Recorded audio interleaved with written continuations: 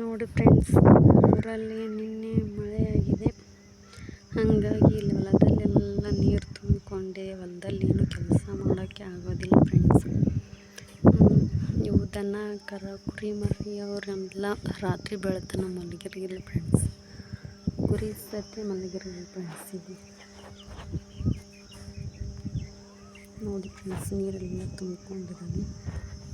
ಪಾಪ ಕುರಿಯರ ಸತಿ ಮಲಗಿರಲಿಲ್ಲ ಫ್ರೆಂಡ್ಸ್. ನೀರೆಲ್ಲ ಎದ್ದೇ ನಿಂತಿರ್ತವೆ ಫ್ರೆಂಡ್ಸ್. ಕುರಿಯರೆಲ್ಲ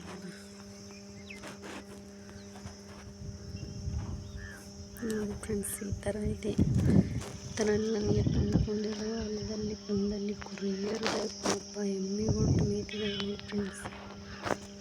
ಹೇಗಿದೆ ಅಂತ ಕಮೆಂಟ್ಸ್ ಮಾಡಿ, ಲೈಕ್ ಮಾಡಿ, ಶೇರ್ ಮಾಡಿ, ಹೇಳಿ ಫ್ರೆಂಡ್ಸ್ ಯಾವ ಥರ ಇದೆ ಅಂತ.